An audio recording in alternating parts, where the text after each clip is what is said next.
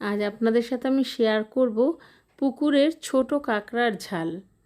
তো এইগুলো পুকুরের বলে খুব একটা গন্ধ হয় না। আমি এটা গরম জল দিয়ে ধুয়ে নিয়েছি। আর এই যে ঘিলুগুলো আমি একটা বাটির মধ্যে বার করে নিয়েছি। এটা যখন মশলা কষাবো তখন এটা দিয়ে দেব। তো এবার এইগুলো যখন আমি কেটেছি, মানে আমার হাজব্যান্ডও সাহায্য করেছে কাটতে, আমি তো অত পারবো না। তো এই সর্ষের তেলের মধ্যে আমি এটা 5-7 মিনিটের মতো নুন হলুদ দিয়ে আমি এটা ভেজে নিয়েছি। আর এটা আমার মেয়ের ভীষণ প্রিয়, মানে যাকে বলা হয়, আর ও বাড়িতেও এসেছে ছুটিতে। তো আমার ভীষণই পরিচিত আত্মীয়র মতোই, ভাইজি মতো হয়। তার পুকুর থেকে এই ছোট হলেও একটা ভালোবাসা তো অবশ্যই আছে।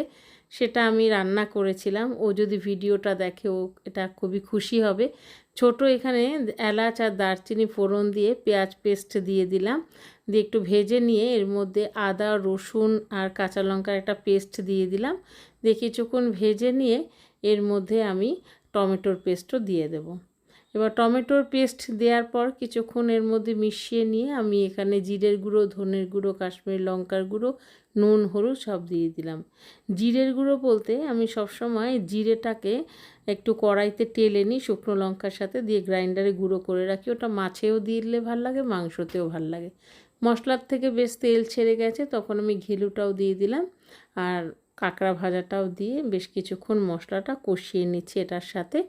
তারপরে অল্প একটুখানি উষ্ণ গরম জল দেব, কারণ আমার ঝোল দরকার নেই, জাস্ট একটু গ্রেভিটা ঘন হবে তাহলেই হবে। তো এবার দিয়ে আমি ঢাকা দিয়ে, মানে একটুখানি ঢাকা দিয়ে রেখেছি মিডিয়াম টু লো ফ্লেমে 5-7 মিনিটের মতো। তারপরে দেখুন হয়ে গেছে পুরোটাই। একটু গরম মশলা দিয়ে ব্যাস নামিয়ে নেব।